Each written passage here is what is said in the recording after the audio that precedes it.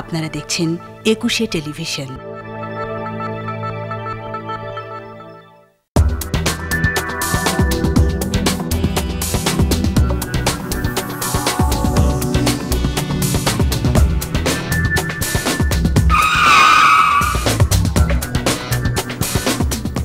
সম্মানিত দর্শক, সবাইকে স্বাগত জানাচ্ছি নিটোল টাটা ২১ রাতের আজকের আয়োজনে। আজকের আয়োজনটা আবারও সাজাতে হচ্ছে কিশোর গ্যাং নিয়ে, কারণ কিশোর গ্যাং আবারও আলোচনায়, এবং আমরা দেখি যে প্রায়শই তারা আলোচনায় উঠে আসে। তাদের যে নানান ধরনের তৎপরতা, সেটাকে আসলে কতটা তৎপরতা বলা যায় নাকি অপতৎপরতা শব্দটাই ব্যবহার করতে হয়। চাঁদাবাজি, খুন, ধর্ষণ, ছিনতাই সব কিছুর সাথে তাদের নামটা উঠে আসে, এবং সেই জায়গায় কিশোর গ্যাং বলতে বা কিশোর শব্দটা দিয়ে আমরা যে বয়সটাকে বুঝি, তারা সবাই কি কিশোর গ্যাংয়ের সদস্য কিনা, নাকি তার থেকে যারা 18 বছরের বয়সের ঊর্ধ্বে তারাও এই গ্যাংয়ের সদস্য হয়ে থাকে। কখনো কখনো তারা অপরাধের সাথে যখন জড়িত থাকে এবং সেই পর্যায়ে পুলিশের হাতে ধরা পড়ে বা কোনো আইনশৃঙ্খলা রক্ষাকারী বাহিনীর হাতে ধরা পড়ে, তাদের বয়সটাও অনেক সময় সঠিকভাবে নিরূপণ করা সম্ভব হয় না, কারণ সেখানেও তাদের বার্থ সার্টিফিকেট বা এই জায়গাটায় এক ধরনের বয়স লুকানোর ব্যাপারটাও থাকে। সেখান থেকে তাদের সেই অপরাধের যে মাত্রা এবং তার সাথে যে শাস্তির ব্যবস্থা, সেখানে কিশোর অপরাধে যে আইন রয়েছে বাংলাদেশে, সেখান থেকে এখন এই কিশোর গ্যাংকে আমরা যদি বলি যে একটু নিয়ন্ত্রণে রাখা বা নির্মূল করার কথাও যদি আসে, সেটাও কতটা দরকার, নাকি আইন পরিবর্তনেরও দরকার রয়েছে। আর এই কিশোর গ্যাংয়ে যারা জড়িত হচ্ছে, যে কিশোররা, তারা সবাই কি স্বেচ্ছায় বুঝে জড়িত হচ্ছে? বুঝবার মতো বয়স কি তাদের সবারই রয়েছে কিনা, নাকি এর পেছনে রয়েছে বড় একটি ছত্রছায়া? সেই নেপথ্য কাহিনীটাও আজকে একটু জানতে চাই। না হলে হয়তো কিশোর অপরাধ দমন করা আমাদের পক্ষে সম্ভব হবে না। সেখান থেকে সমাজ বা দেশের বড় ধরনের অবক্ষয় বা ক্ষতি তো দেখা দিতেই পারে। এবং আমি ফেরদৌস আহমেদ তো থাকছি এই আয়োজনের সঞ্চালক হিসাবে, যাদেরকে পেয়েছি আপনাদের সাথে আলাপ করিয়ে দিই। আমাদের মাঝে নিটোল টাটা ২১ রাতের এই স্টুডিওতে উপস্থিত হয়েছেন প্রভাষক সুমাইয়া ইকবাল, ক্রিমিনোলজি বিভাগ, ঢাকা বিশ্ববিদ্যালয়, এবং সর্বডানে রয়েছেন কমান্ডার আরাফাত ইসলাম, পরিচালক আইন ও গণমাধ্যম শাখা, র্যাব সদর দপ্তর। এবং ভার্চুয়ালি আমাদের সাথে চট্টগ্রাম থেকে যুক্ত হয়েছেন Abdul Mannan, BPM, additional police commissioner, crime and ops, CMP. আপনাদের তিনজনকে স্বাগত জানাচ্ছি আজকের এই আয়োজনে। কমান্ডার আরাফাত ইসলাম, আপনাকে দিয়ে শুরুটা করতে চাচ্ছি, কারণ 127 এই সংখ্যা বলা হচ্ছে যে কিশোর গ্যাং, এবং ঢাকায় যে উল্লেখযোগ্য সংখ্যক কিশোর গ্যাং রয়েছে, কী অবস্থা, সর্বশেষ কী তথ্য, তাদের ব্যাপারে একটু জেনে নিই। প্রথমেই আপনাকে ধন্যবাদ জানাচ্ছি আমাকে আজকের এই অনুষ্ঠানে স্বাগত জানানোর জন্য। একই সাথে আমি একুশে টিভি এবং ২১ রাত এই অনুষ্ঠানের সকল কলাকুশলীদেরকেও ধন্যবাদ জানাচ্ছি। আজকে যে বিষয়টি নিয়ে আমরা কথা বলবো সেটি হচ্ছে কিশোর গ্যাং। আপনি যে জিনিসটা জানতে চাইলেন, কিশোর গ্যাং বিষয়টি আসলে আমাদের কাছে খুব একটা পরিচিত ছিল না 1 দশক আগেও।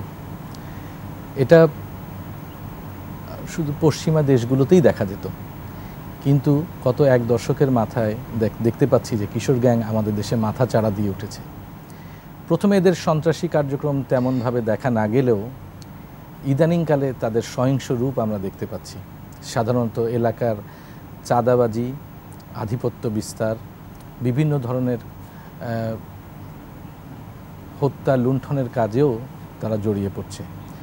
আপনি যে কথাগুলো বলছিলেন যে বাংলাদেশের শিশু আইন 2013 অনুযায়ী 18 বছরের নিচের যারা বয়স, তাদেরকে শিশু হিসেবে স্বীকৃতি দেওয়া হয়েছে।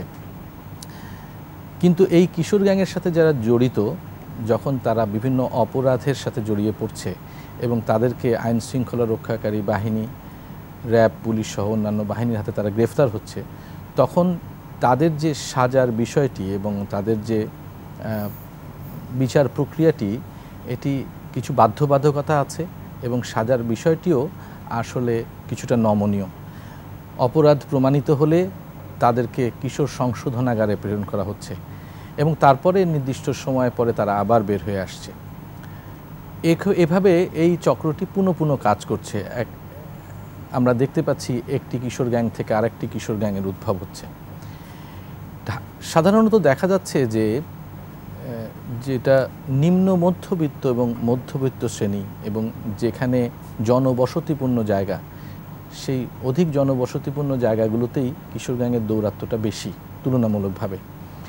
এখানে ঢাকা শহরের বিভিন্ন জায়গায় আমরা প্রতিদিন খবরের কাগজে পাচ্ছি মোহাম্মদপুর এলাকা, উত্তরা এলাকা এবং মতিঝিল এবং তার পার্শ্ববর্তী এলাকায়, লালবাগের এলাকায়, এসব জায়গায় জনবসতিপূর্ণ ঘনবসতিপূর্ণ জায়গাগুলোতেই কিশোর গ্যাংয়ের দৌরাত্ম্য বেশি দেখা যাচ্ছে। কিন্তু এর পাশাপাশি অন্যান্য জেলা শহরগুলোতেও আমরা কিশোর গ্যাংয়ের অস্তিত্ব পাচ্ছি এবং র্যাব এবং অন্যান্য আইন শৃঙ্খলা রক্ষাকারী বাহিনীগুলো প্রতিনিয়ত এই কিশোর গ্যাংয়ের বিরুদ্ধে অভিযান পরিচালনা করছে। অনেককেই গ্রেফতার করা হচ্ছে, তাদেরকে আইনের হাতে সোপর্দ করা হচ্ছে। আমাদের অভিযানগুলো চলমান আছে এবং চলমান থাকবে। বিভিন্ন সময়ে আপনাদের সেই অভিযানের কারণেই হয়তো কিশোর গ্যাং এই বিষয়টি আরও অনেক বেশি আলোচিত কারণ তারা ধরা পড়ছে, তারপর আবার তারা বের হয়ে যাচ্ছে। এখন এই জায়গায় মোটা দাগে অনেকগুলো প্রশ্ন উঠে আসে, আমি পরবর্তীতে আপনার কাছে হয়তো আসব। প্রথম কথা হচ্ছে, তারা এই অপরাধের সাথে জড়াচ্ছে, কারা তাদেরকে জড়াতে সাহায্য করছে, কি কারণে জড়াতে সাহায্য করছে, এবং যারা তাদেরকে জড়াতে সাহায্য করছে তারা কি আইনের যে শিশু বলে তাদের উপরে আইনটা অত কঠোর না, এই কারণেই তাদেরকে ব্যবহার করছে কিনা, এটাও আরেকটি বড় প্রশ্ন রয়েছে। আরও অনেক প্রশ্ন ধাপে ধাপে আসবো। আমি একটু চট্টগ্রামের অবস্থা জেনে নিতে চাই।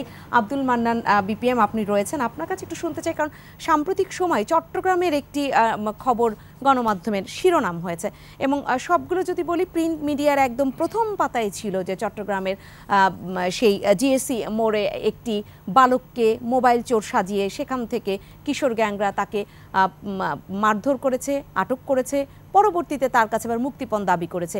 এগুলো তো দুই একটি ঘটনা, ধরা পড়ার পর জানা গেল যে সেই বাদশা নামের তার একটি বড় গ্যাং রয়েছে। কি অবস্থা? কারণ 57 বলা হয় যে 57-র মতো সংখ্যা রয়েছে এখন চট্টগ্রামেও এই কিশোর গ্যাংয়ের। আপনার কাছ থেকে সেই তথ্যটা একটু জেনে নেই। ধন্যবাদ আপনাকে। আসলে এই যে নতুন শব্দটি, আমার পূর্ববর্তী বক্তা যিনি বললেন যে এই শব্দটি নতুন, আমিও তার সাথে পুরোপুরি একমত এবং এটা সাম্প্রতিক সময় আমাদের অপরাধ বা ক্রাইমের সাথে এটা সম্পৃক্ত হয়েছে। আগেও আমরা ঠিক এইভাবেই কাজ করতাম, এখন এই শব্দটি নতুন এসেছে। আগেও যে এরকম অপরাধ হতো না তা কিন্তু নয়, এটাকে একটি নতুন ফরম্যাট আমি বলি। এবং আপনার সমাজের সময়ের পরিবর্তিতের সাথে সাথে কিন্তু অপরাধের ধরনও পরিবর্তিত হয়। সো এই সময় আমরা দেখতে পাচ্ছি যারা একটু অ্যাডভেঞ্চারাস প্রিয়, তাদের মধ্যে এই ধরনের একটি প্রবণতা, অপরাধে জড়িয়ে পড়ার একটা প্রবণতা আমরা দেখতে পাচ্ছি। তো আপনি যে কথাটা বললেন জিএসসি মোড়, এটি একটি বিচ্ছিন্ন ঘটনাই ছিল এবং বিচ্ছিন্ন ঘটনার পরে কিন্তু আমরা তাৎক্ষণিকভাবে ব্যবস্থা নেওয়ার পরে কিন্তু আমরা অলমোস্ট সবাইকে কিন্তু আইনের আওতায় আনতে পেরেছি।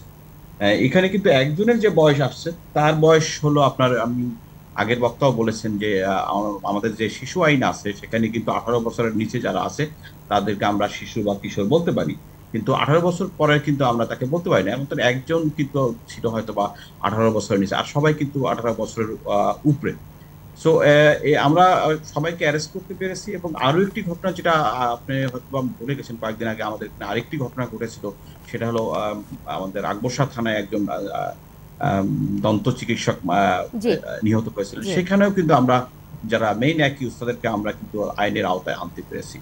সো সম্পূর্ণ যে ঘটনাগুলো যে বলি সেটা হলো যে ক্রাইমের একটু নিউ প্যাটার্নকে কিন্তু করে আমরাও আমাদের যে এটা প্রতিরোধমূলক বা আইনি ব্যবস্থা সেটাও কিন্তু আমরা পরিবর্তিত রেখে কিন্তু আমরা কাজ করে যাচ্ছি এবং আমরা সবাইকে কিন্তু আইনের আওতায় আনতে পেরেছি। এটি হলো একটি বিষয়। আরেকটি বিষয় হলো যে আমার আগের বক্তা বলেছেন যে এটি শুধুমাত্র আইন দিয়ে এটাকে কিন্তু রক্ষা করা যায় না। যে এখানে যিনি ক্রিমিনোলজি নিয়ে কথা বলবেন একজন অধ্যাপক আছেন, আমরা এর সাথে সমাজকে কিন্তু ইনক্লুড করেছি যে এরা কেন জড়াচ্ছে। তো আমরা পার্সোনালি এদের সাথে কথা বলছি যে তারা কেন জড়াচ্ছে। তারা প্রথমেই বলছে যে they like some sort of adventure. So অ্যাডভেঞ্চারের মাধ্যমে কিন্তু জড়িয়ে যাচ্ছে এবং তাদের কিছু যারা সিনিয়র আছে সিনিয়র তাদেরকে কিছু উপলব্ধি করতেছে। আমরা জিজ্ঞেস করছি যে তুমি যে এটাতে জড়াচ্ছ তো তোমার এটার আউটকামটা কি, তোমার ফলাফলটা কি, তিনি কিন্তু উত্তর দিতে পারেনি। যার ফলে আমরা কিছু মেজার নিয়েছি যে মেজারে আমরা মনে করি যে এটার প্রবণতা কমে আসবে। তার কারণ সমাজে যখন একটু অবক্ষয় বা কোনো একটি অপরাধ প্রবণতা হঠাৎ করে বেড়ে যায় সেটাকে রাতারাতি বন্ধ করা কিন্তু খুব দুঃসহ একটু কি বলবো, একটু কঠিন বা চ্যালেঞ্জে পড়তে হয়। সো আমরা এটাকে খুব সহসা ওভারকাম করতে পারবো, কারণ আমরা এর সাথে মিডিয়াকে সম্পৃক্ত করছি, এর সাথে আমরা গার্ডিয়ানকে সম্পৃক্ত করছি, অ্যাজ ওয়েল এস আমাদের যে আইনের যে আইন কাঠামো আছে সেই কাঠামোর মাধ্যমে আমরা বিজ্ঞ আদালতের সাথে কথা বলছি যে শিশু আইন যেটা আছে আমাদের 2013 সালের, সেই আইনের কাঠামোর মধ্যে থেকে সমাজসেবা অধিদপ্তরের যে তাদের কার্যক্রম আছে সেই কাঠামোর মধ্যে থেকে কিভাবে এই যে 18 বছরের নিচে যে বাচ্চাগুলোকে আছে যাদের একটু আইনের আওতায় আনা একটু অন্যদের তুলনায় টাফ, আমি ইম্পসিবল বলবো না, টাফ, তাদেরকে আমরা কিভাবে করতে পারি সেই সাথে মিলিয়ে সব মিলিয়ে আমরা কাজ করতেছি। আশা করি এই মাত্রাটা কমে আসবে। এবং চিটাগাংয়ে 2-3টি ঘটনা ঘটেছে, আমি মনে করি যে এটি এত বড় একটি মহানগরী এবং এটি খুবই ঘনবসতিপূর্ণ এলাকা এবং যেখানে ঘটেছে, সো এটি একটি বিচ্ছিন্ন ঘটনা। আমার মনে হয় আমরা এটাকে দ্রুতই আমরা এটা বন্ধ করতে পারবো। জি, কিন্তু এই বিচ্ছিন্ন ঘটনাগুলোই যখন ব্যাপক হারে ঘটতে শুরু করবে তখন আমরা সবকিছুর মধ্যে বোধহয় একটি যোগসূত্র খুঁজেই পাই, সেরকম ব্যাপারটাই হয়ে দাঁড়ায়। আমি তো সেটা আপনাকে অস্বীকার করি, আপনি তো আকবর শাহর কথা বলেন নাই, আমি কিন্তু নিজেই এটাকে আমি তো অস্বীকার করার কোনো উপায় নেই যে এই ঘটনাটাই ঘটেছে। না, নিঃসন্দেহে সেটা আপনারা অনেক আন্তরিকভাবে কাজ করছেন এবং আপনি যে বললেন যে আরো যেভাবে কাজ করা দরকার সেই কাউন্সিলিং এর জায়গাটা বা এর মধ্যে একদম সেই সমাজ নেতা যদি বলি তাদেরকে ইনক্লুড করা, গার্ডিয়ানদেরকে ইনক্লুড করা, আসলে সার্বিকভাবে কাজটা না করলে আমরা বের হয়ে আসতে পারবো না। সেই আলাপ নিয়ে আপনার কাছে আমি আবারও আসবো। প্রভাষক সুমাইয়া ইকবাল রয়েছেন আমাদের সাথে, আপনার কাছে একটু জানতে চাই যে যেখানে আমি নেপথ্যের কথা বলেছি এই জন্য এরকম তথ্য রয়েছে, ঢাকা শহরের আলাপটি আগে করতে চাই আমরা। ঢাকা শহরে 31 জন কাউন্সিলরের কথা বলা হচ্ছে এই সিটি কর্পোরেশনে, যারা সরাসরি মদতদাতা হিসেবে নাম এসেছে, প্রথম আলোর রিপোর্টেই এটা এসেছে। সেই জায়গায় এরকম যদি হয় যারা কাউন্সিলর, হ্যাঁ, তারা তো বড় ধরনের, আমরা কাউন্সিলর শব্দটাই তো ওই জন্যই রেখেছি যে তারা সবকিছু দেখভাল করবেন, স্থানীয় জনপ্রতিনিধি হিসেবে তাদেরকে বলা হয়, কিন্তু তারা যদি মদতদাতা হিসেবে থাকেন নেপথ্যে, তাহলে আসলে চিত্রটাকে কতটা সুন্দরভাবে আনা সম্ভব? না, যে এটা খুবই গুরুত্বপূর্ণ একটি জায়গা এবং যে আলোচনাটা আর কি সামনে উঠে আসলো, সব মিলিয়ে কিন্তু এটা মানে কিশোর গ্যাংয়ের যে বিষয়টা সেটা কিন্তু এখনো আর সেভাবে স্থান ভিত্তিক ভাবে নেই, এটা পুরো দেশে কিন্তু ছড়িয়ে গেছে, সেটা অনেক বছর ধরে আমরা দেখতে পাচ্ছি। এবং এখন চিটাগং মানে চট্টগ্রামের যে অবস্থা, পাশাপাশি অন্যান্য ঢাকারও যে অবস্থা আর কি আমরা দেখতে পাই। এখানে আসলে আলাদা করে যদি আমরা বলি যে খালি কিশোরদের উপরে একটা নজর বা এক জায়গা থেকে তাদের উপরে একটা গুরুত্বটা দেওয়া, ওটার পাশাপাশি আমাদেরকে অবশ্যই দেখতে হচ্ছে সেখানে কিভাবে আসলে এই ধরনের একটা ক্রিমিনাল বিহেভিয়ারটাকে পেট্রোনাইজ করা হয়। কারণ সমাজ ব্যবস্থায় আসলে মানে ক্রিমিনাল বিহেভিয়ারটা আরও বেড়ে যায় বা আরেকটু জায়গা থেকে সেখানে যদি আমরা মানে একটা সুযোগ দিয়ে থাকি, সেখানে কিন্তু সেটা মানে থামানোর যে জায়গাটা বা সেটাকে আসলে এটা বৃদ্ধি পেয়ে থাকবে। তো যেটা আপনি প্রশ্ন করলেন খুবই গুরুত্বপূর্ণ একটা জায়গা, যে এখানে আমরা যদি ওয়ার্ড কাউন্সিলের কথাটা বা প্রথম আলো যে রিপোর্টটা বেরিয়েছে সেখানে কিন্তু সেটার উপরে আমরা আসলে কিভাবে অ্যাক্ট করছি, সেখানে আইনের প্রয়োগটা কতটুকু, এবং সেই জায়গা থেকে আমরা সমাধানের যদি কথা বলি, এটা কিন্তু মানে এককভাবে একটা হোলিস্টিক জায়গা থেকে আসলে সমাধানটা করতে হবে। আমরা যদি এই কিশোরদেরকে একমাত্র যদি তাদের উপরে চাপিয়ে দিয়ে একটা বলা হয় যে না তারা অপরাধ করছে এবং তারা নিজের জায়গা থেকে হয়তো বা অপরাধ করছে, আমাদেরকে এটাও মনে রাখতে হবে যে সেই অপরাধ করার জন্য কিন্তু অনেকভাবে একটা কালচার তৈরি হয়েছে, একটা হয়তো পরিবেশ তৈরি হয়ে গেছে। এখন যেমন আমরা হয়তো বা 2017 সালের যদি আমি একটা ইন্টারভিউর কথা বলি, আমরা একটা রিসার্চে মানে করেছিলাম বিভিন্ন মানে গ্যাং মেম্বারদেরকে ইন্টারভিউ করার সময়, সেখানে কিন্তু যে তথ্যগুলো সামনে এসেছিল যে কেন তারা জড়ে যাচ্ছে বা কেন এই ধরনের অপরাধের সাথে তারা মানে যুক্ত হচ্ছে, সেখানে কিন্তু পাওয়ারের একটা বড় জায়গা চলে আসে, যে তারা ক্ষমতা এখানে হয়তো বা পাচ্ছে, তারা হয়তো বা খুব ইজিলি সুযোগ সুবিধা পাচ্ছে, সেটা অর্থনৈতিক জায়গা থেকে হোক না কেন, পাওয়ার এক্সারসাইজের একটা মূল একটা এনজয় করছে এবং প্রোটেকশনও পাচ্ছে। তো সেখানে যদি আমরা প্রশ্ন করি যে প্রোটেকশনের কথাটা যখন আমরা আনছি, তখন প্রোটেকশন ফ্রম হোয়াট বা প্রোটেকশন ফ্রম হুম, তার মানে সেখানে একটা প্রশ্ন আসছে যে ওকে, তার মনে হচ্ছে যে হয়তো বা সমাজ ব্যবস্থাটা যেভাবে আসলে সুস্থভাবে এক জায়গা থেকে কাজ করার জায়গা, সেখানে অনেকগুলো লুপহোলস আছে বলেই কিন্তু সে ওটা একটা সুবিধা নিতে পারছে, যে তার পাওয়ার একটা মানে খাটানোর জায়গাটা যদি আমি ওভাবে বলে থাকি বা তাদের ভাষায় যেভাবে তারা বলছে যে পাওয়ারের কারণে সে হয়তোবা খুব সহজে কোনো একটা জিনিস মানে পেয়ে যাচ্ছে, হয়তোবা কোনো একটা তার মেটেরিয়াল কোনো ইনসেন্টিভ, একটা বাইক হতে পারে, একটা হয়তোবা বাসা হতে পারে, কোনো একটা যেটাই তার একটা ইনসেন্টিভের মধ্যে কাজ করে, বাট এটা ফ্যাসিলিটেশন দিচ্ছে কিন্তু টপ প্লেয়ারের জায়গা থেকে, যেমন লোকাল লিডারদের কথাটা আমাদেরকে একটু এখানে আনতে হবে।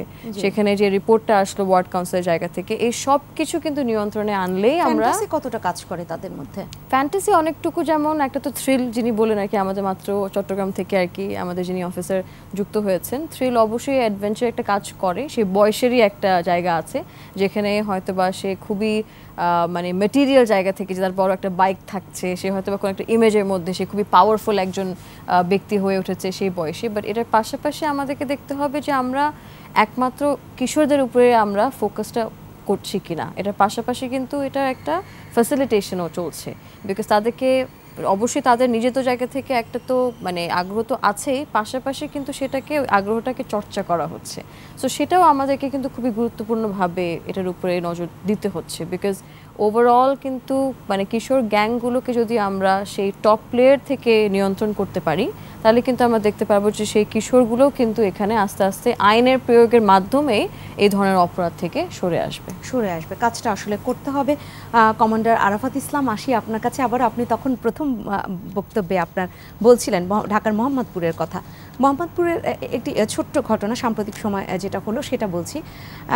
ফুড পান্ডার ডেলিভারি বয়, তাকে সে খাবার ডেলিভারি দেওয়ার জন্য এসছে, তাকে হঠাৎ করে পেছন থেকে চাপাতি দিয়ে কোপানো শুরু করলো। ভয়ে আতঙ্কে সে যে কাজটা করলো, তার সাইকেলটা ফেলে দিল, তার মোবাইলটাও ফেলে দিয়ে সে দৌড় লাগালো। এই যে ব্যাপারগুলো এবং টুকটাক যে এইরকম কিশোর গ্যাংয়ে 2-1 জনের সাথে আমাদের যদি গণমাধ্যম কর্মীদেরও কথা বলবার সুযোগ হয়েছে, যদি তারা স্বীকার করেছে, এই ব্যাপারগুলো তো মাঝে মাঝে হয়, আমরা যারা মাঠে কাজ করি, তো তখন দেখা যায় যে তারা এই কথাটা বলেছে যে কি হয় না হয়, এই যে পাওয়ারের ব্যাপারটা এতক্ষণ বলছিলেন সুমাইয়া ইকবাল, বলছেন ওটাও তারা যে আসলে কতটা এনজয় করেন তারা বোঝেন না। তারা বোঝেন যে একটা কিছু খেতে হবে, যেটা মানে মাদকের কথা বলছি, সেইটা যার কাছ থেকে পাবে, তার কাছ থেকে সেটা পেতে হলে তাকে এই জিনিসগুলো জমা দিতে হবে, অর্থাৎ কিছু ছিনতাইয়ের কাজ করতে হবে, কিছু চাঁদাবাজির কাজ করতে হবে দিনে, তাহলে সে ওই মাদকটা পাবে। এই জায়গাটা আসলে আমরা কতটা ভাবছি? আপনি ঠিকই বলেছেন। আসলে সমাজের অধিকাংশ যে অপরাধ, এই অপরাধের উৎস হচ্ছে মাদক। আমাদের সমাজে যে মাদক সেবীর সংখ্যা আমরা দেখছি, যদি আমাদের সেই সংখ্যাটি 80 থেকে 85 লাখ হয়, তার মধ্যে 84% একটা সেন্সাসে উঠে এসেছে যে 84% হচ্ছে পুরুষ আর 16% হচ্ছে মহিলা। এই যে কিশোর অপরাধী বা এই যে যুবক শ্রেণীর যারা, তারা কিন্তু একাধারে মাদকের ক্রেতা এবং অন্যদিকে তারা বিক্রেতা, অর্থাৎ একাধারে তারা মাদক কিনছে, তারা মাদক সেবন করছে, এবং অন্যদিকে সেই টাকার মাদক কেনার যে টাকা, তার টাকার যে তাদের দরকার, সেই প্রয়োজনীয়তা মেটানোর জন্য তারা মাদক আবার বিক্রি করছে। মাদক এবং কিশোর গ্যাং এই দুটি শব্দ খুব একই সাথে উঠে আসে। আপনি যে তথ্যগুলো আমাদেরকে দিলেন ঢাকার একটি স্থানের নাম করে, মোহাম্মদপুরের, আসলে দেখা যাচ্ছে যে কিশোর গ্যাংগুলো কীরকম। কিশোর গ্যাংগুলো আসলে মূলত সেখানকার কতগুলো তারা খুব লোগো কিংবা কতগুলো অ্যাডভার্টাইজমেন্ট তারা ইউজ করে। প্রত্যেকটি গ্যাংয়ের একটি করে নাম আছে, সেই নামগুলো কিন্তু বেশ ভয়ঙ্কর প্রকৃতির। তারা আবার দেয়ালে লিখে জানান দেয়, সামাজিক মাধ্যমে তারা সেটাকে প্রকাশ করে। সেখানে নানা রকম অস্ত্রপাতি যেগুলো তাদের, সেগুলো দেখায়। নিজেরাও বিচিত্র ধরনের পোশাক পরিধান করে, কখনো তারা বিভিন্ন ধরনের হেয়ার কাটিং ইউজ করে, গায়ে পায়ে বিভিন্ন ধরনের অলঙ্কারাদি পরে।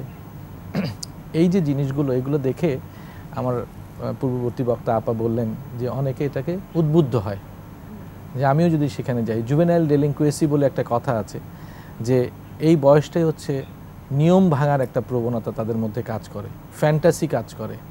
আমি নতুন একটা কিছু করলাম যাতে আমাকে মানুষ দেখে আমি অনেক বড় হলাম সমাজের কাছে বা অন্যের কাছে। এই যে আধিপত্য বিস্তার এবং নিজেকে প্রকাশ করার যে একটা ফ্যান্টাসি, এই ফ্যান্টাসি থেকে কিন্তু আসলে কিশোর গ্যাংয়ের জন্ম, এবং তাকে ইন্ধন জুগিয়েছে হচ্ছে মাদক। তো এই দুটো জিনিসকে আপার সাথে আমি সম্পূর্ণই একমত। আমার পূর্ববর্তী বক্তা উনি সুন্দর করে বলেছেন যে অভিভাবক কারা? অভিভাবক কি শুধু যারা জন্মদাতা এবং জন্মদাত্রী মা তারাই, নাকি অভিভাবক সবাই? আমাদের যারা শিক্ষা প্রতিষ্ঠানে আছেন, যারা শিক্ষক শিক্ষিকা আছেন, তারাও অভিভাবক। সমাজের যারা বড় ভাই আছেন তারাও অভিভাবক, নেতা নেত্রীরাও অভিভাবক। যারা ধর্ম প্রচার করছেন বিভিন্ন উপাসনালয়ে, মসজিদ, মন্দির, গির্জাতে, তারাও অভিভাবক। প্রত্যেকেরই কিন্তু প্রত্যেকের একটি একটু করে নিজস্ব কিছু কাজ আছে। এই সমন্বিত কাজ করে মধ্যেই কিন্তু সমাজের ব্যাধিগুলোকে নিরাময় করা সম্ভব। কিশোর গ্যাং এখন একটা ব্যাধি, এটা একটি বিস্ফোরা। এই বিস্ফোরা কাটতে হলে শুধুমাত্র আইন প্রয়োগকারী সংস্থার দিকে তাকিয়ে থাকলে চলবে না, সবাইকে এগিয়ে আসতে হবে। জি, এবং আপনি যেটা বললেন সবাই তো অভিভাবক, এবং যদি বাবা বলে, এরকম তো একটা গানের লাইন ছিল যেটা ইঙ্গিত করা হয়েছিল যে হাতে একটা আর্মস তুলে দিয়ে বলা হতো যে বেঁচে থাকো বাবা। এরকম বাবাও তো রয়েছেন, কিন্তু সেই বাবাদের হাত থেকেও তো আমাদের সমাজকে আসলে বাঁচাতে হবে। সেই আলোচনাটা নিয়ে আমি ফিরবো, আমার বিরতির সময় হয়েছে। সম্মানিত দর্শক, নিটোল টাটা 21-এর রাতে আজ আলোচনা হচ্ছে কিশোর গ্যাং নিয়ে। আমরা অল্প সময়ের মধ্যে ফিরে আসব এই আলোচনা নিয়ে, আশা করছি সাথেই থাকবেন।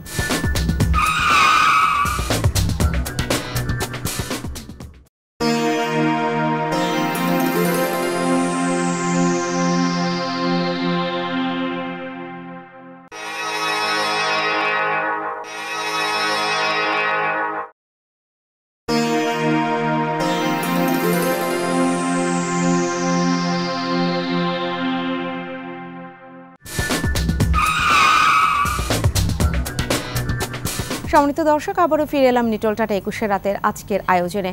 আজ কথা হচ্ছে কিশোর গ্যাং নিয়ে, কারণ কিশোর গ্যাং বারবারই গণমাধ্যমের শিরোনাম হচ্ছে, কিন্তু এটা তো হবার কথা ছিল না।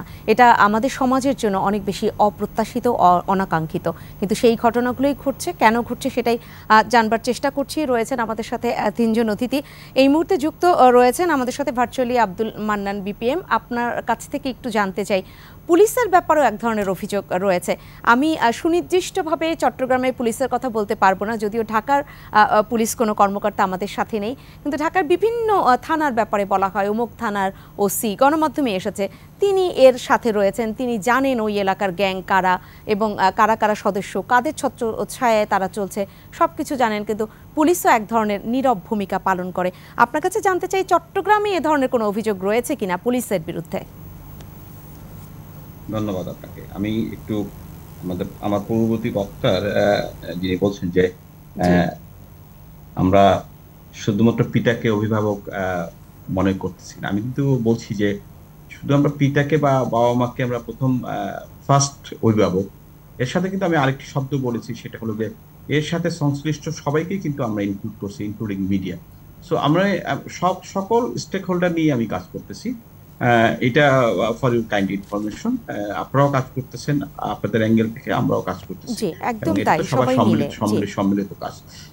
আর এখন আমি যেহেতু চট্টগ্রাম মেট্রোপলিটন পুলিশের কথা বলতে পারবো, ঢাকা মেট্রোপলিটন পুলিশের বিষয়ে আমি আমার এখতিয়ারভুক্ত নই, আমি চট্টগ্রামেরটাই জানতে চাচ্ছি। জি, ধন্যবাদ আপনাকে। তো চট্টগ্রামে আমাদের যে কয়েকটি ঘটনা ঘটেছে এবং পত্রপত্রিকায় বলেছে প্যাট্রোনাইজেশন এরকম এরকম এরকম, কিন্তু আমাদের তদন্ত একটি বিষয়, পত্রিকার রিপোর্ট আরেকটি বিষয়, মানুষের পারসেপশন আরেকটি বিষয়। আমি তদন্ত না করে আমি কিন্তু কাউকেই বলতে পারি না he or she is somehow connected, এক নম্বর কথা। সো আমাদের যেই দুটি বড় ঘটনা ঘটেছে, সেই দুটো বড় ঘটনায় কিন্তু আমরা এরকম কোনো সংশ্লিষ্টতা তদন্তের ক্ষেত্রে আমি এখনো মাঝামাঝি পর্যায়ে বলতে পারিনি, বাট আমাদের ওইরকম আমরা পাইনি, যেহেতু আমাদের তদন্ত শেষ হয়নি।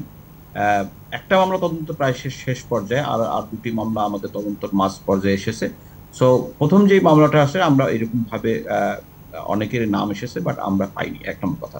দু নম্বর কথা হলো যে আমরা যখন তাদেরকে জিজ্ঞাসাবাদের, যাদের নাম এসেছে তাদেরকে যখন জিজ্ঞাসাবাদের জন্য আমরা ডেকেছি, আমরা কিন্তু কোনো ধরনের কোনো অ্যাঙ্গেল থেকে কোনো প্রেশার বা কোনো ফোন বা কোনো তদবির বা কোনো সরকার বাহাদুরের বা রাজনৈতিক মহল বা অন্য কোনো যে কোনো মহল, মিডিয়া হোক, সেটা আমরা কোনো প্রতিবন্ধকতা আমরা শিকার কিন্তু হইনি। তাহলে সেক্ষেত্রে আমরা যে নামগুলো আসতেই আমরা মানে ঢালাওভাবে বলে দিব, সেটার সাথে আমি একটু দ্বিমত পোষণ করবো। আমি পুরোপুরি দ্বিমত পোষণ করবো না, একটু দ্বিমত পোষণ করবো। সেক্ষেত্রে এই আব্দুল মান্নান, একটু জানতে চাচ্ছি যে যারা ধরা পড়েছে তাদের নেপথ্যে বা বড় ভাই বা ওরকম বাবা এরকম কোনো চরিত্র বের হয়ে এসেছে কিনা তাদের জিজ্ঞাসাবাদে?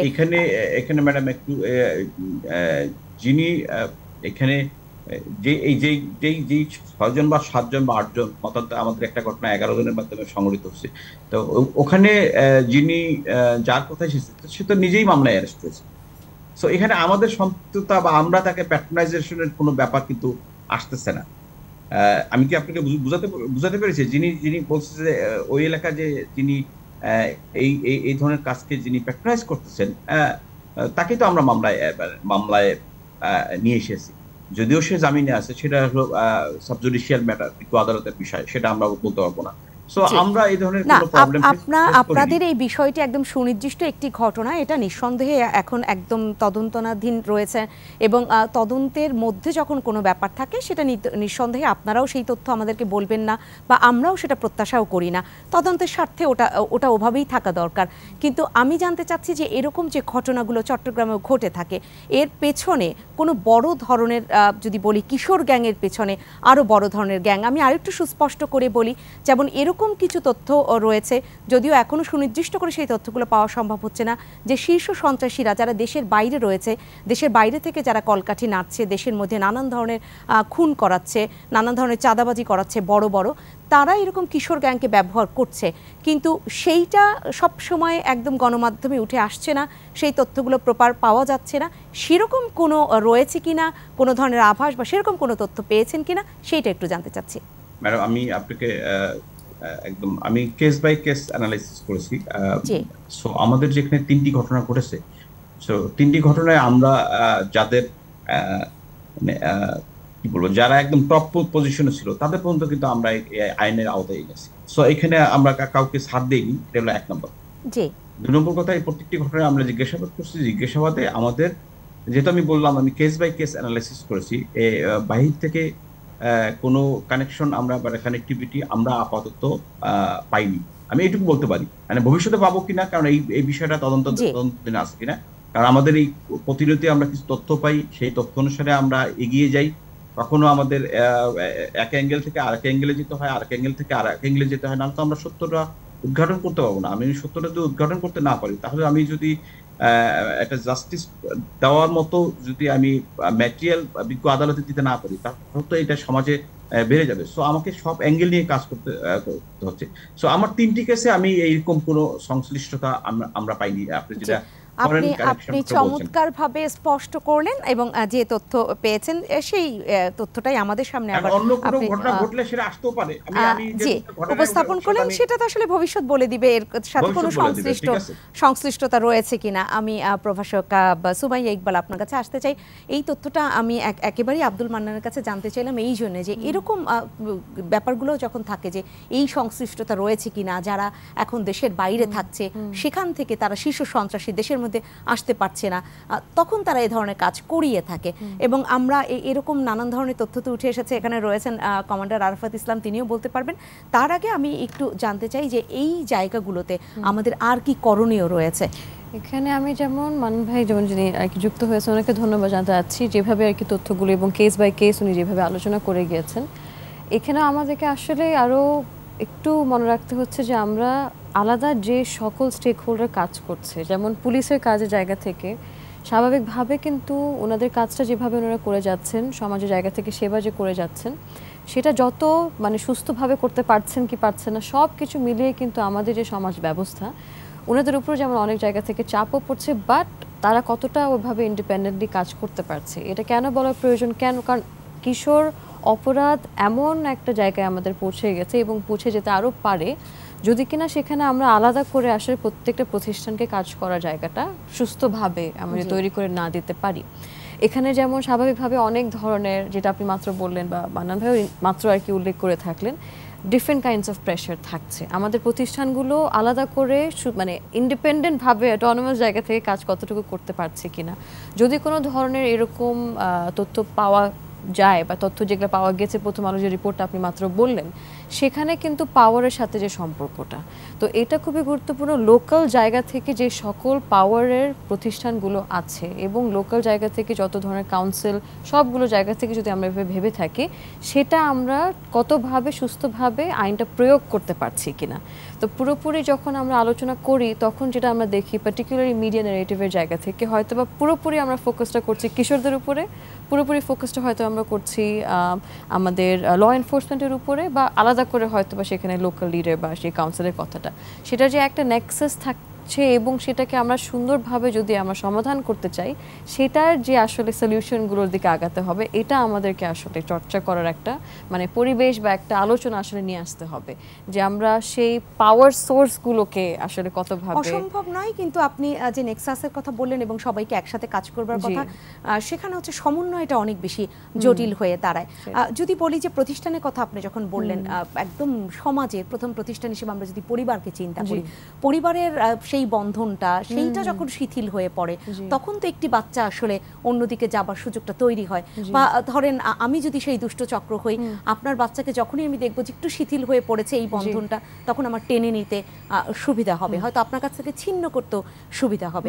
সেই জায়গায় এই বন্ধন নিয়ে কতটা কাজ হচ্ছে? এটা খুবই গুরুত্বপূর্ণ একটা প্রশ্ন আপনি করলেন আপা। ডেফিনেটলি, যেমন এখানে যদি আমরা বলে থাকি যে পরিবারের পাশাপাশি তার পরের কিন্তু প্রতিষ্ঠান হলো স্কুল, শিক্ষা প্রতিষ্ঠান, এবং পরবর্তী যে জায়গায় সে আসলে ওয়ার্ক প্লেসের জায়গাটা বলছে।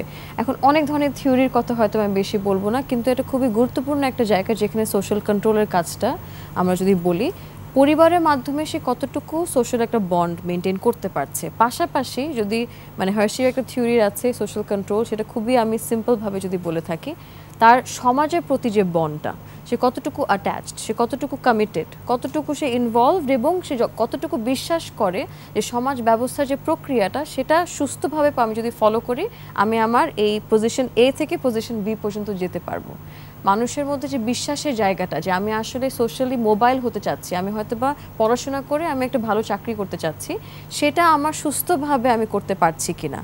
অনেক যেমন কিশোর গ্যাং মেম্বার্সের যখন কথা বলে থাকে, তারা খুব সহজে যখন লাভটা খুঁজে, খুব সহজে একটা ম্যাটেরিয়াল ইনসেন্টিভ খুঁজে, সেই প্রক্রিয়াটা কতভাবে তারা নিজেরা মনে করছে যে আমি এটা ফলো করলে আমি খুব সহজে বড় লোক হতে পারি, বা আমি খুব সহজে হয়তো বা একটা মানে বড় একটা স্টেটাস আমি গেইন করতে পারি। তো সেখানে পরিবারের যে একটা মানে অবশ্যই একটা শিক্ষা আছে, শিক্ষা প্রতিষ্ঠানের একটা দায়িত্বটা অবশ্যই আছে, পাশাপাশি সমাজের যে সকল প্রতিষ্ঠানগুলো আছে, আমরা আমাদের বাচ্চাগুলোকে কি দেখাচ্ছি, কি শিখাচ্ছি, যে না তুমি যদি সুস্থভাবে পড়াশোনা করে সমাজের প্রতি একটা কমিটমেন্ট একদম লিগ্যাল জায়গা থেকে আগাও, তাহলে তুমি হয়তো একটা জায়গায় একটা স্থানে অবশ্যই তুমি পৌঁছাবা। বা যদি আমরা দেখাচ্ছি যে না শর্টকাট অনেক মেকানিজম আছে, খুব সহজে হয়তো বা তুমি পাওয়ার ক্ষমতা পেয়ে যাচ্ছ, যদি কিনা তুমি এই ধরনের জায়গায় যুক্ত হয়ে যাও, সেটা একটা বড় প্রশ্ন। তো আমরা আসলে আমাদের বাচ্চাগুলোকে কি শেখাতে পারছি, আমরা নিজেদের কর্মে কি করছি, আমরা নিজেদের জায়গা থেকে আসলে কি ধরনের চর্চা করছি, এটা খুব মানে গুরুত্বপূর্ণ একটা প্রশ্ন। আমার কর্ম তাকে আসলে দেখে শিখতেও তো অনেকটা বাধ্য করে, আমার কর্ম খারাপ হলে তারটা কি করে ভালো হবে। এবং নৈতিক শিক্ষার ব্যাপারটা আপনি ইঙ্গিত করলেন কমান্ডার আরাফাত ইসলাম।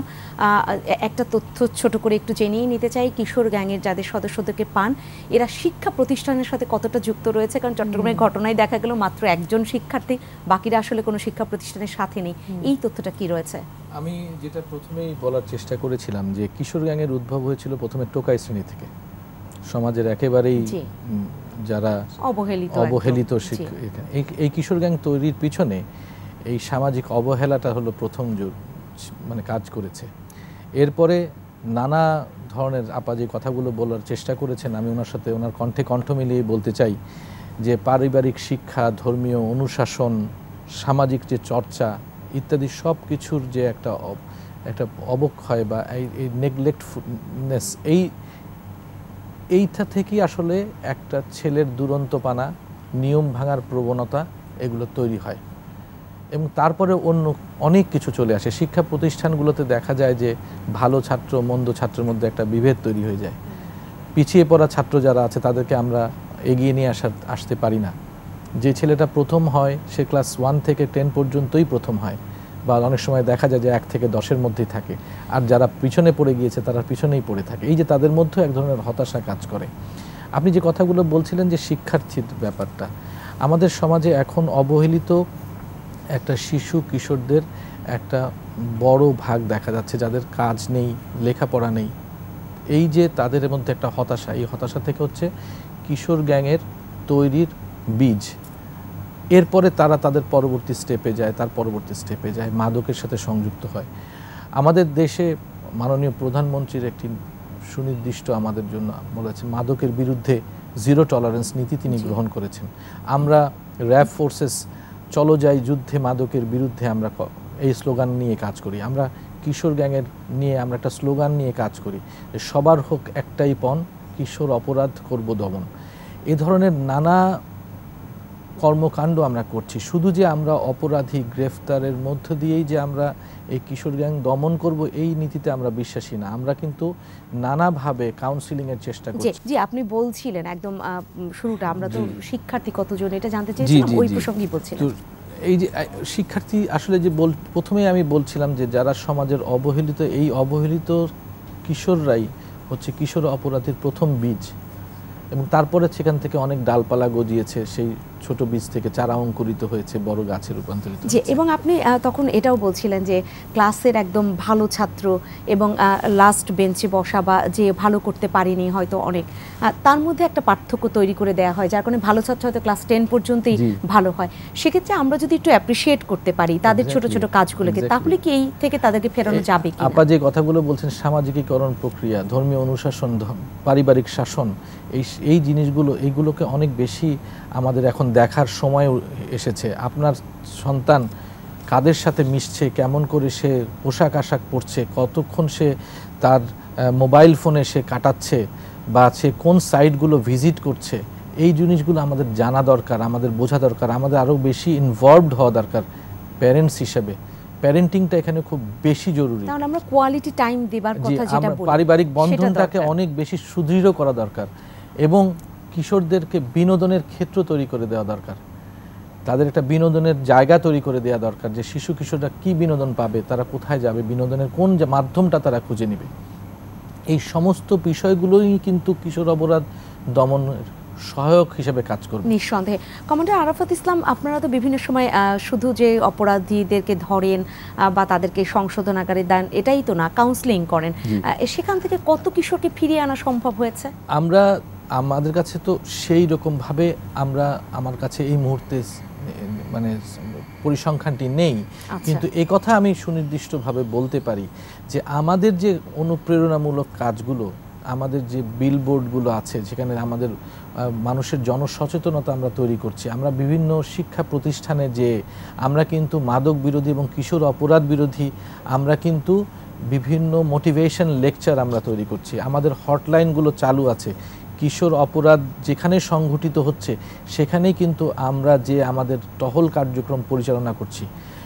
আপনাদের কথা একটা জিনিস মনে রাখতে হবে, র্যাব এলিট ফোর্স, এই বাহিনী সকল রকম অপরাধ নির্মূলে সচেষ্ট এবং অগ্রণী ভূমিকা পালন করে থাকে। আমরা কাউকে ছাড় দিই না। আমাদের কাছে এই জন্য আমাদের কাছে সবাই জানে যে এই বাহিনীর কাছে গেলে কোনো ছাড় নেই। এই জন্য মানুষের মনেও একটা শ্রদ্ধার জায়গা আমরা তৈরি করেছি।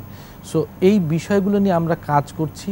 তবে আমাদের বক্তব্য হচ্ছে একটাই, যে শুধুমাত্র আইন প্রয়োগকারী যে প্রতিষ্ঠান বা সংগঠনগুলো আছে তাদের দিকে না তাকিয়ে আমরা যদি সামগ্রিকভাবে এটার জন্য এগিয়ে আসি, করতে হবে। কিন্তু কমান্ডার আরাফাত ইসলাম, আরেকটি বিষয় বলতেই হচ্ছে, আমরা এতক্ষণ একদম অভিভাবকত্বের জায়গা থেকে কথা বলছিলাম, পথ শিশু যারা রয়েছে তাদের মধ্যে থেকে কিশোর গ্যাংয়ে জড়াবার বা একদম এই অপরাধে জড়াবার প্রবণতা বেশি, কি কাজ সেখানে হচ্ছে? আপনি খেয়াল করে দেখুন, আমাদের যে পথ শিশুদের তাদের যে শারীরিক মানসিক গঠনের দিকে আপনি একবার তাকান, আপনার কাছে নিজের চোখেই প্রমাণিত হবে যে তারা আসলে ম্যাল নিউট্রিশন, অপুষ্টিতে ভুগে।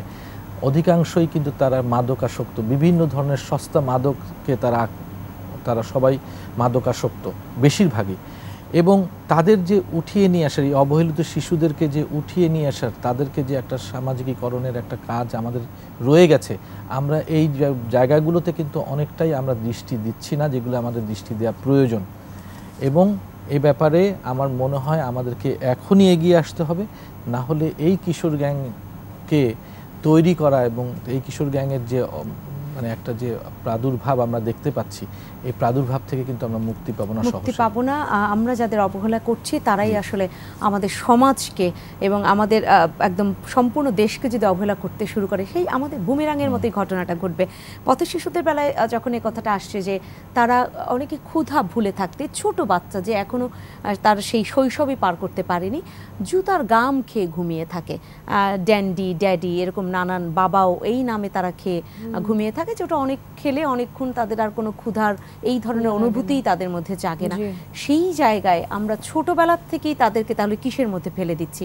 ওইখানে কত বড় কাজটা করতে হবে? না, এটা এখানে আপনার ডেফিনেট খুবই গুরুত্বপূর্ণ একটা জায়গা। আসলে যে জনগোষ্ঠীকে আমরা সামাজিক জায়গা থেকে বিচ্ছিন্ন রাখবো, সেই জনগোষ্ঠীর সামনে এসে কিন্তু কোনো না কোনো এক সময় এক জায়গা থেকে তাদের মানে সেই অবহেলার কারণে কিন্তু, যেটা আসলে সমাজই দায়ী, সেই অবহেলার কারণে কিন্তু কোনো না কোনো এক সময় একটা মানে সিমটম হিসাবে আর কি, বা একটা জায়গা থেকে হয়তো বা একটা, আমি প্রবলেম শব্দটা ব্যবহার করতে চাই না, বাট হয়তো বা আমরা এরকম অনেক ধরনের ব্যবহার দেখতে পারবো যেটার কারণে উল্টো সমাজের ক্ষতি হচ্ছে। তাও আমি বলবো যে আমরা যখন মাদকের কথা বলছি, পথ শিশুর পাশাপাশি কিন্তু আরো অনেক বিভিন্ন ধরনের শ্রেণীর মানুষই আসলে এটার সাথে জড়িত, এটা আমি বলতে চাই। এবং আমরা দেখতে পাই বিভিন্ন যে মানে আরো ওয়েলদি পরিবারের কিন্তু সন্তানরা তো জড়িত। আমরা পথ শিশু নিয়ে কথা বলছি, ওখানে তো আগেই আপনারা বললেন যে অভিভাবকদের কাজটা করতে হবে, কোয়ালিটি টাইম দিতে হবে, কিন্তু পথ শিশুদের তো অভিভাবক নেই। এই জায়গাটা অবশ্যই যে জনগোষ্ঠীটাই ওইভাবে যেখানে অবহেলাটা থাকবে,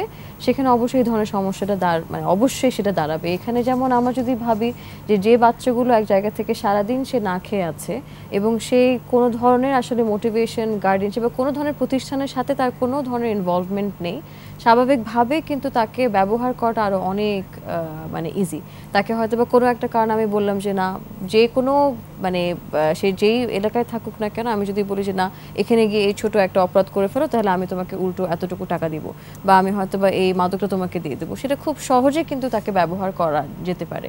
সো এটা যতভাবে আমরা তাদেরকে অবহেলা করছি, সেটা মানে সামনে আরও একটা বড় প্রবলেম অবশ্যই হয়ে দাঁড়াবে। বাট এখানে আমাদেরকে ভাবতে হবে যে মানে পথ শিশুর পাশাপাশি আরও অনেক যে গ্রুপগুলো কিন্তু আমরা অবহেলা করছি, সেরকম অনেক ধরনের কিন্তু, যেমন আপনি মাত্র তথ্যটা বললেন যে সেই কিশোর গ্যাংয়ের মধ্যে হয়তো বা একজনই খালি স্টুডেন্ট ছিল, অন্যান্য কোনো শিক্ষা প্রতিষ্ঠানের সাথে কোনো ধরনের ইনভলভমেন্ট নেই। তো যদি আমরা তাদেরকে এরকম সুস্থভাবে বিভিন্ন প্রতিষ্ঠানের সাথে যুক্তই না করতে পারছি, যদি তাদের জন্য কোনো ধরনের আমরা সুযোগ সুবিধা তৈরি করতে না পারছি, তাহলে স্বাভাবিকভাবেই তারা কিন্তু অপরাধের সাথে জড়ে যাবে। অনেক বড়, অনেক সময় নিয়ে কাজটা করতে হবে, যদিও আমরা আলোচনা আর বেশি সময় নিয়ে করতে পারছি না, শেষ করতে হবে। কিন্তু এই জায়গাটা একদম ছোট্ট করে কমান্ডার আরাফাত ইসলাম, আপনাকে শুনে আমি শেষ করি যে কাজটার কথা বললেন, তাহলে আমাদের একেবারে সেই অ্যাপ্রিসিয়েশনের জায়গাটা, কোন বাচ্চার আসলে কোন ধরনের যোগ্যতা রয়েছে, তাকে তার সেই যোগ্যতাকে ফুটিয়ে তোলা, সেই প্রতিভাকে কাজে লাগানো, এই যদি সামগ্রিক বিষয় নিয়ে আমরা কাজটা করতে শুরু করি, তাহলে শুরুটা আসলে কিভাবে করা দরকার? আমি আসলে অনুষ্ঠানের শেষ পর্যায়ে একটা কথাই শুধু আপনাদেরকে বলবো যে আমি খুব আশাবাদী একজন মানুষ, আমি আশা নিয়ে থাকতে চাই, আমি নিরাশার দলে নই, এবং আমরা কেউই নিরাশাবাদী হতে চাই না, হতাশ হতে চাই না। কিশোর গ্যাং বা কিশোর অপরাধীরা আমাদের সমাজে বাড়ছে বা বেড়েছে, এটাকে এখনও কন্ট্রোল করা সম্ভব, এখনও এই ব্যাধি নিরাময় করা সম্ভব যদি আমরা সবাই মিলে এটা নিয়ে চেষ্টা করি। এখন আপনি যে কথাটা বলছিলেন যে সমাজে যারা অবহেলিত, শেষের দিকে যে কথাটা উঠে আসলো, অবহেলিত শিশু কিশোর যারা আছে, তাদেরকে যদি আমরা শিক্ষার মাধ্যমে, সামাজিকীকরণের মাধ্যমে তাদের কোনো একটি, তাদের জন্য উপযুক্ত যে পেশা বা কোনো কিছু শিক্ষা তার মধ্যে যদি সম্পৃক্ত করতে পারি, পারিবারিকভাবে যদি তাদেরকে আমরা আশ্রয় দিতে পারি, তাহলে এই যে সামগ্রিকভাবে যে আমরা সবাই এগিয়ে আসলাম, এই এগিয়ে আসার মাধ্যমে কিশোর গ্যাং কে আমার মনে হয় নিরাময় কাজ শুরু হয়েছে, কাজ শুরু হচ্ছে। এই যে আমরা আজকে নিয়ে কথা, আজকে যে কিশোর গ্যাং নিয়ে এত কথা হচ্ছে, এটাই তো কাজ শুরুর একটা প্রমাণ। আমরা একাধিক কিশোর অপরাধীদের বিরুদ্ধে শুধুমাত্র 2024 সালেই আমরা সারা বাংলাদেশে 87টি অভিযান পরিচালনা করেছি। আমরা প্রায় 600-র অধিক কিশোর অপরাধীদেরকে আমরা আইনের আওতায় নিয়ে আসছি। এই পর্যন্ত প্রায় 1700 কিশোর অপরাধীদেরকে আমরা র্যাব আইনের আওতায় নিয়ে আসতে সক্ষম হয়েছে। না, না, এই যে সেই তাদেরকে কাজগুলো তো তাদেরকে তো নিঃসন্দেহে হচ্ছে। আমি এই তাদেরকে তো কাজটার কথা তাদেরকে তো জানতে তারপরে চাচ্ছি তো না। সংশোধনাগারের মধ্যে সংশোধন একটা প্রক্রিয়ার মধ্যে জি। দিয়ে তাদেরকে তো নিয়ে যাওয়া হচ্ছে। যদিও আজকের এই সংক্ষিপ্ত সময় আমি এই সংশোধনাগার নিয়ে কথা বলতে পারবো না, ওখানে নিয়ে একটি বড় বিতর্ক রয়েছে, যেখানে কতটা সংশোধিত হচ্ছে, সেখানে যে বাচ্চাগুলো যাচ্ছে, যে কিশোরগুলো যাচ্ছে, তাদেরকে আবার নানা সেখানেও সংঘর্ষের ঘটনা ঘটছে, কারণ তাদেরকে ওইখানে আবার অন্য ধরনের গ্যাংয়ের কাজে ব্যবহার করা হচ্ছে, এরকম অভিযোগগুলোও রয়েছে। সেই আলোচনা হয়তো অন্য কোনো দিন করতে হবে। কিন্তু আমি যেটা জানতে চাচ্ছিলাম ছোট্ট করে, সেটা হচ্ছে যে আমরা এই যে কাউন্সিলিংয়ের কথা বলছি বা সমাজ শুধরাবার কথা বলছি, সেই জায়গায় রাষ্ট্রীয় উদ্যোগে কী ধরনের কাজ রয়েছে, কারণ এনজিওগুলো বিক্ষিপ্তভাবে করছে। সবাই আমরা এটার ব্যাপারে সচেতন, আমরা সবাই চাচ্ছি, আমরা সবাই একটা ফুটিংয়ে চলে এসেছি যে আমাদের এই কিশোর গ্যাং নির্মূল করতে হবে, আমাদের সামনের প্রজন্মকে আমরা সুস্থ সুন্দরভাবে বিকাশ করতে চাই। আমার মনে হয় যে প্রসেস অলরেডি শুরু হয়ে গেছে এবং আমাদের প্রত্যেকে আমরা বিচ্ছিন্নভাবে কাজ করছি, তবে আমাদের মধ্যে যদি সমন্বিতভাবে আমরা এগিয়ে আসি এবং সেটা আমাদের এগোতেই হবে। যদিও আজকে একেবারেই সময় শেষ, আর হয়তো 1 সেকেন্ড শুনবারও আমার সময় নেই, কিন্তু সেই জায়গাটা কাজ নিঃসন্দেহে করতে হবে, না হলে, এবং হতাশার যে কথাটা বলছিলেন, হতাশা হবার আমাদের কোনো সুযোগই নেই। আমাদের সন্তান বুমেরাং হয়ে ফিরে আসবে যদি আমরা তাদেরকে সেই সঠিক শিক্ষাটা না দিতে পারি। অসংখ্য ধন্যবাদ জানাচ্ছি কমান্ডার আরাফাত ইসলাম আপনাকে, এবং সেই সাথে প্রভাষক সুমাইয়া ইকবাল আপনাকে অসংখ্য ধন্যবাদ জানাচ্ছি। আব্দুল মান্নান বিপিএম, আপনি আমাদের সাথে যুক্ত হয়েছেন, মূল্যবান বেশ কিছু তথ্য দিয়েছেন আমাদেরকে, আপনাকে অসংখ্য ধন্যবাদ জানাচ্ছি নিটোল টাটা 21 রাতে আজকে যুক্ত হবার জন্য। সেই সাথে সম্মানিত দর্শক, আপনারা যারা রয়েছেন আপনাদেরকে অসংখ্য ধন্যবাদ। এই আলোচনায় ছিলেন, আলোচনাগুলো আপনারা শুনেছেন, এবং যারা পুরো আলোচনাটা শুনেছেন তাদের উদ্দেশ্যে বলবো, এই আলোচনা না শুনবার কোনো কারণ নেই, এই আলোচনা থেকে নিজেকে সরিয়ে রাখবার কোনো কারণ নেই, কারণ সেই সুযোগ আমাদের নেই।